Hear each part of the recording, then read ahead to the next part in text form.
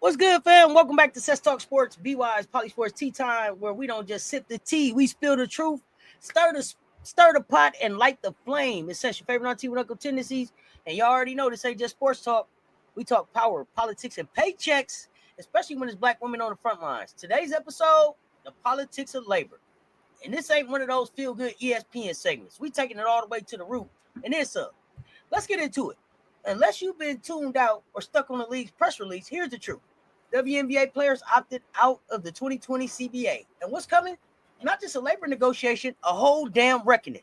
Stop playing. This ain't just about dollars. It's about fair wages, revenue transparency, ownership in the outcome, and a real seat at the damn table these women built. These athletes, black women especially, have carried this league on their backs. They sacrificed off seasons, took pay cuts, risked injury, grew the game globally, and in return, they get crumbs and criticism. Let me make this plain. You don't get to call them ungrateful for demanding what they've earned.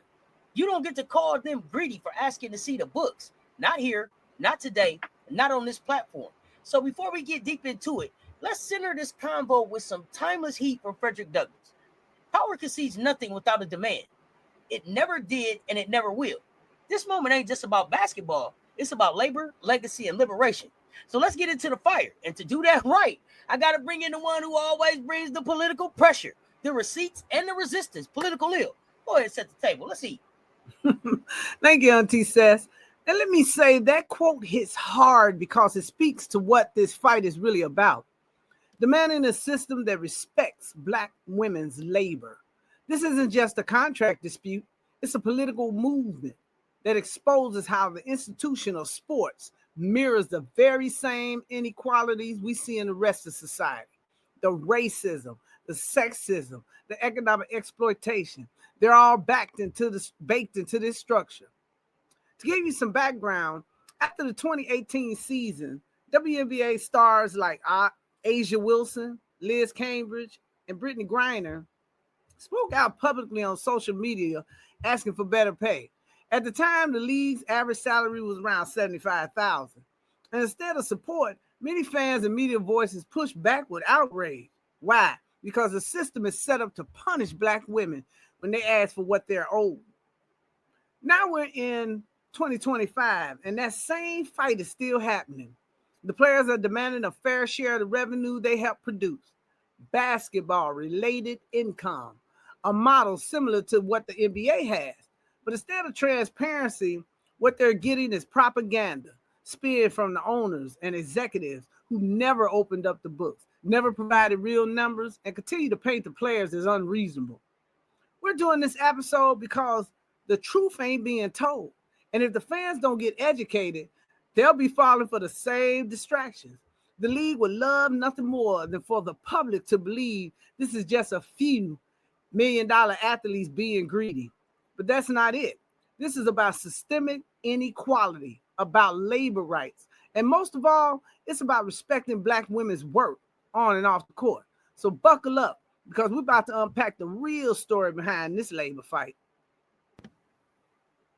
Let's stop dancing around and get into the real context. Because this fight, these women are in for 2025. It didn't start this year.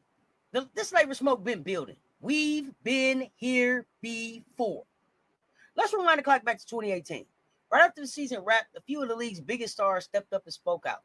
Asia, Liz, Brittany took to social media, lit a match, called out the disrespect, demanded better pay, and what word they make it? Around 75 mans. Let me say that again for the folks in the cheap seats. 75 mans. For elite world-class athletes carrying a whole damn league on their shoulders. They back, they neck, they knees. You hear me? But instead of outrage at the league or the owners, here come the trolls, like the fake allies, the media mouthpieces, dragging the players, twisting their words, accusing them of asking for NBA money, calling them entitled. Now, see, that's what the system does. It punishes black women for saying we deserve more than crumbs. And this ain't just sports, it's a pattern. We've seen this in factories, in fields, in classrooms, in boardrooms. When black women laborers speak truth, they don't get applause. They get labeled angry, ungrateful, difficult. It's oppression dressed up in respectability politics. And you know the media plays their role, softening the league's image, painting ownership as practical, while players get framed as the problem. Let's be clear. These women ain't out here asking for the moon. They're asking for what's owed. They asking for what they earn. Fair compensation for the real value they create. Not based on outdated patriarchal whitewash metrics of work, but on impact, influence, and investment. And that leads us straight into a bigger convo. Because this ain't just about the W. This is about how labor, sports, and Black excellence get exploited in the American economy. You ready? Let's break it all the way down. Exactly, Seth. And if we're going to be honest about the labor, we have to get real about that structure. The journal, Race and Resistance, a typology of African American sport activism, lays it plain. Despite these various positive attributes, the institution of sports does not operate in isolation from the broader society.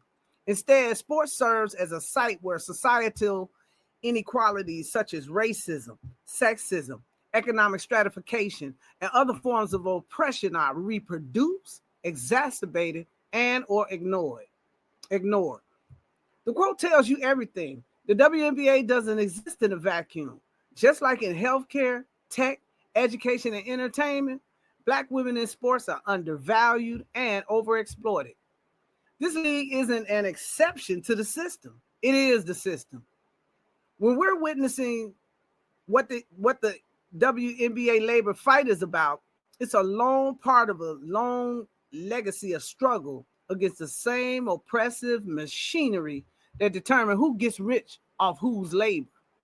And here's the kicker. Even after players fought and won some gains in the 2020 CBA, like slightly higher pay, better travel conditions, and support for the parents, it still fell short. Why? Because it didn't include any true revenue sharing model like the NBA 50-50 split of its basketball-related income.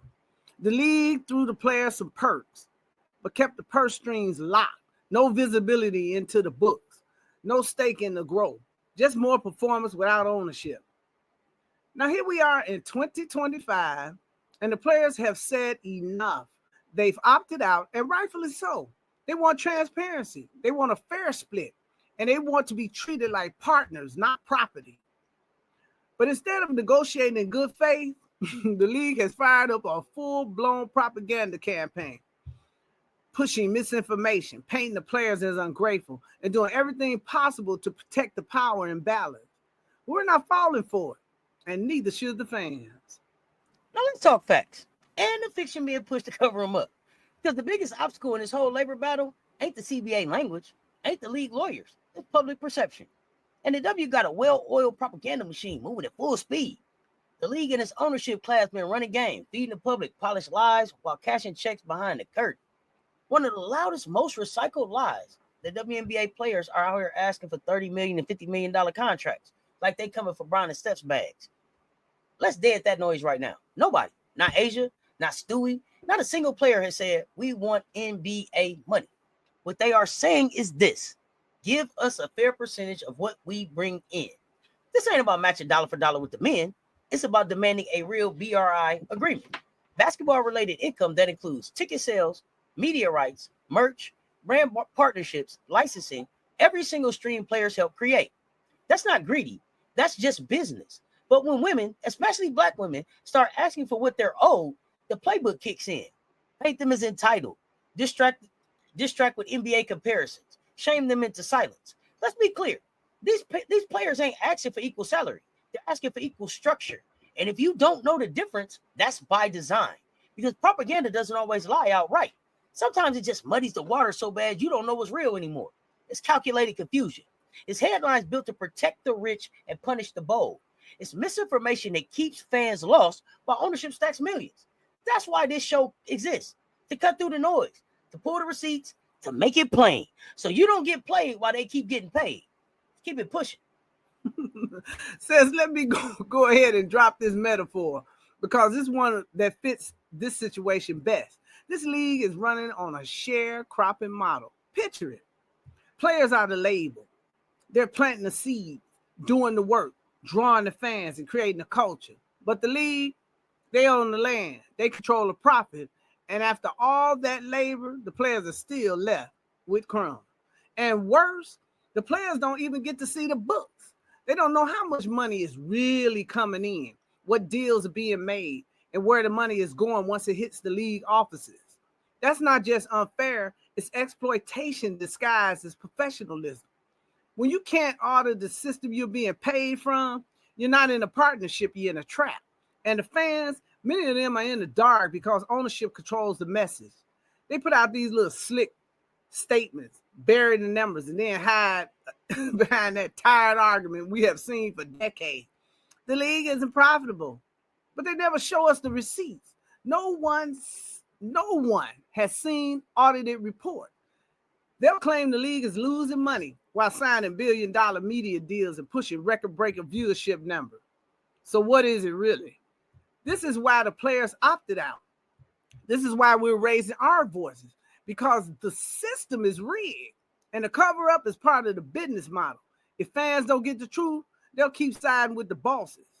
But if we educate ourselves, if we look deeper, we realize the fight the players are waging in isn't just justified, it's necessary for survival and growth of the game we love. Let's strip away the noise and stop playing with the truth. Here's what the players are actually asking for. No drama, no spin, just receipts. 3 letters. BRI. That's basketball-related income. And it's the heartbeat of the entire fight. What is BRI? It's the full money trail the league walks on. We're talking ticket sales, broadcast deals, league-wide merch, streaming rights, sponsorships, licensing deals. Every single revenue stream that exists because of the players. Now, here's the kicker. In the NBA, players get about 50% of that BRI. Why? Because it's a partnership model. Players perform, elevate the brand, grow the pie, and they get half. That's how business works when respect is on the table. But in the WNBA, the women are lucky if they touch 22%. And it comes with a side of silence. No receipts, no player oversight, no transparency, just vibes and trust us energy from league execs. Let me put it this way. It's like paying rent every month. Your landlord says, don't worry, I'm investing it wisely. But you never see a statement, never get a breakdown. And you damn sure ain't invited to the budget meet. That ain't a partnership. That's a power grab. And these players, they done with it. They're not asking for the moon. They're demanding a model that reflects their value, their labor, and their impact. They built the brand. Now it's time to see the books. Split the bag accordingly. Let's get into how that demand is shaking the foundation of the league. Let's be real, Seth. The players' demands aren't radical. They're rational. What the WNBA players want in this new CBA is straightforward and fair. First, they want transparent accounting of the league's basketball-related income. Show us the books. If you say there's no money, prove it. Second, they want fair revenue sharing agreement modeled after the NBA. That means restructuring the economic relationship so players aren't left carrying the league while ownership reaps the rewards in silence. But it's not just about paychecks. It's about sustainability and dignity. Players are also demanding permanent protections around travel in writing in the CBA, not charter flights for 2 years. They want rest standards, off-season security, and the ability to play this game without breaking their bodies or burning out just to survive. And let's say it loud. It's not greed. This is not entitlement. This is equity. This is about Black women and their allies saying we deserve to be in a league that values us holistically, not just as labor, but as leaders. Because the truth is, this league wouldn't exist without them. And a CBA built on transparency, accountability, and shared ownership isn't just good for players, it's good for the future of women's basketball. Let's peel back another layer of this labor fight, because this ain't just about contracts and cash. This is about emotion, perception, and power. And the way it all gets weaponized against the women who make the W run. Because when WNBA players speak up, they don't just get ignored, they get emotionally penalized, labeled angry, called ungrateful, told they're too political or doing too much. That's what the article Complaints, Complainers, and Killjoys calls killjoy framing. And if that don't hit familiar, you ain't been paying attention. Killjoy framing is the system's way of protecting itself. When a player dares to name the injustice, they don't get hurt. They get shamed for how they said it. Wrong tone, wrong time, too emotional. It's a tactic to invalidate the message by attacking the messenger. Take Angel Wilson, for example. When she spoke up about the pay gap, she wasn't applauded. She was labeled entitled, like asking for a slice of what male stars make was somehow out of pocket. That's the conditioning. And let's talk about Skylar Diggins. one of the most elite guards in the game, Olympian, all WNBA, face of the franchise in multiple cities. But the moment she spoke out on how she was treated while playing pregnant, the moment she questioned team dynamics or league double standards, she got vilified. Not because she was wrong, but because she refused to shrink herself to make others feel safe. That's emotional labor. It's heavy. These women are expected to perform like legends, sell tickets, grow the game, smile through disrespect, and stay silent when they're mistreated. Nah, that silence is part of the oppression. Fans got to stop falling for that trap. Stop expecting your faves to be the superheroes on the court and invisible in the boardroom. You want greatness? Then respect the fight that comes with it. Let's keep exposing what the system don't want you to see. And let's be honest, Cess, effective politics are real. And they're weaponized in women's sports all the time. What we're seeing is a playbook designed to manipulate fans' emotions so they side with the owners without even knowing it. Think about it. When a male athlete pushes for a better deal, he's knowing his worth. When a WNBA player does it, she's spoiled, hard to work with, and hurting the game. It's no coincidence that players who get hit the hardest are often Black women. They're the very backbone of this league. The public is taught to value their excellence but question their motives, celebrate their wins but condemn their demands. It's the same old respectability politics rebranded for sports media. Don't be too loud. Don't be too bold. Don't forget to be grateful. But here's the truth. This emotional framing is just another tool of control. If you can shape how the public feels about the players, you can shape how the public responds to their demands. And if the fans stay emotionally reactive instead of politically informed, they become part of the problem, not the solution. So here's what we're saying to the folks listening. Don't get played by your own feelings. Understand how your perceptions are being shaped. Ask why you're quicker to believe a player is difficult than to ask whether the system is unjust. Because once we start questioning those narratives, we're beginning to see who's really benefiting from keeping these players quiet and underpaid. Let's talk about something we don't say loud enough. The fans hold the power, the game. Don't grow without us. Jerseys, don't sell without us. Highlights, don't trend without us. But here's the catch. Most fans got no clue how deep that money trail runs, and even less clue how little ends up in the pockets of the women doing the work. There's real money in merch, streaming deals, sponsorships, NIL-style partnerships where players are the face of the brand. Yet somehow, the labor, the name, the image that drive all that attention still cut out the check. Now picture this. You're a fan who genuinely loves the game. You rep your squad, rock the gear, run up the views, but you're unknowingly supporting a system that underpays, underprotects, and undervalues the very women that make it all worth watching. That's what silence does. When we let that narrative slide, like the league just can't afford to pay more, we become part of the machine. Let's be real. The WNBA numbers are up, attendance up, viewership up, merch sales up. But you know what's missing? Transparency. And don't get it twisted. That's not an accident. That's strategy. So what now? Watching games is cool, but it ain't enough. We've got to shift how we support. Start asking the real questions. Where's the BRI breakdown? Why are there no public revenue numbers?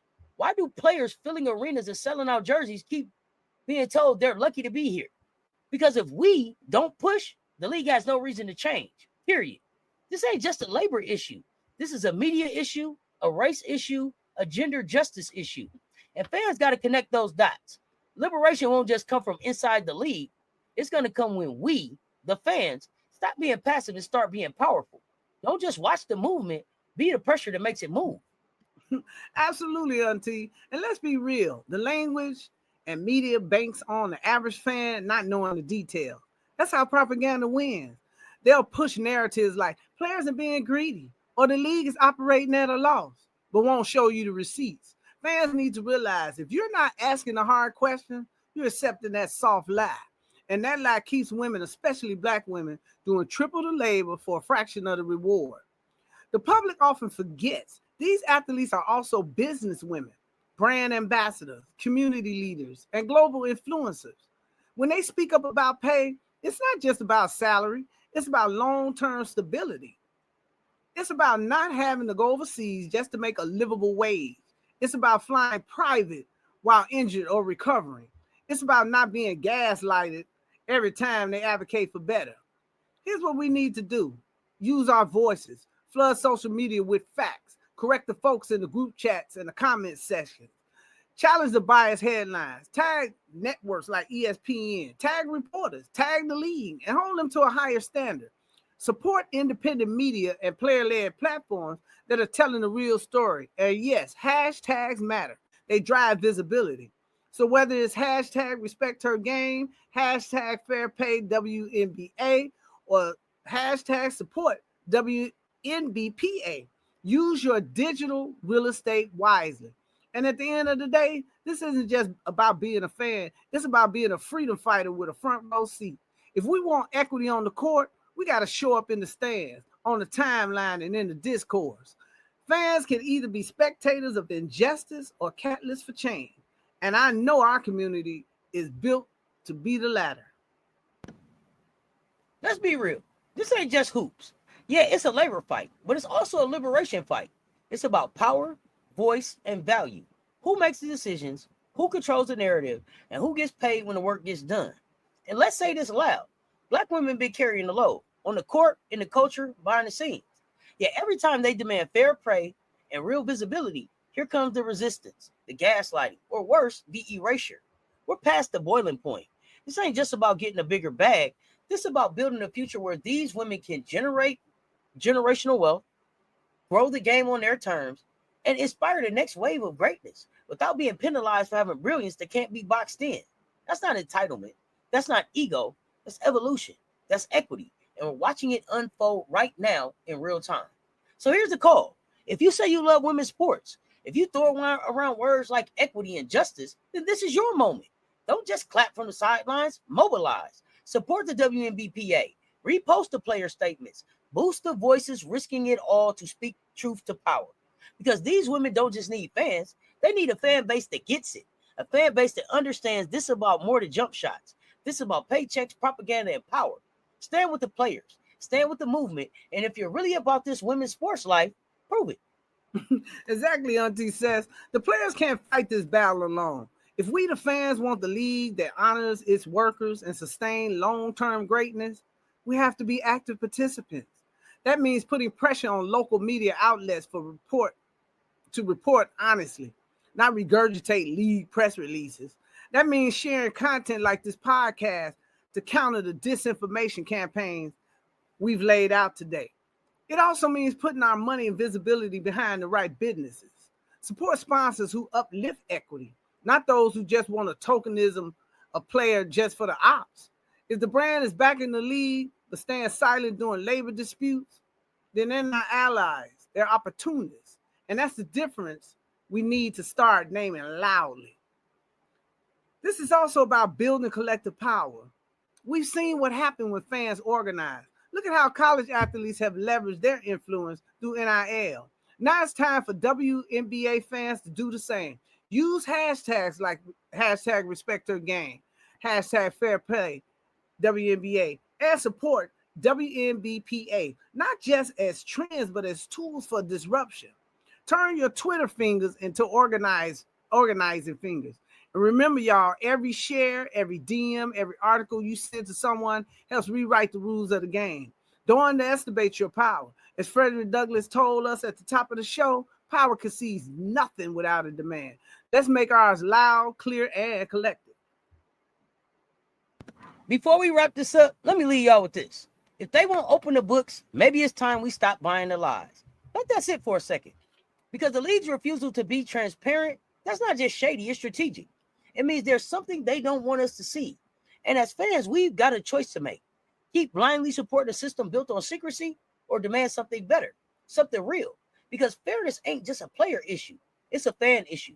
It's a justice issue. It's a call to everybody who claims to love this game. This fight is bigger than basketball. It's about accountability. It's about respect. It's about tearing down a system that's been rigged against Black women since day one and building one that finally honors their labor, their leadership, and their legacy. So next time you hear rumors, next time you see a headline meant to divide or distract, pause, question it, dig deeper, because that's how we flip the script. Not just by watching, but by waking up. Stay locked in, stay loud, stay pushing. We're not done. Absolutely, Cess. I want folks to really hear this. This isn't about paychecks, it's about power. It's about ownership, visibility, and legacy. The WNBA players aren't just asking for a better contract.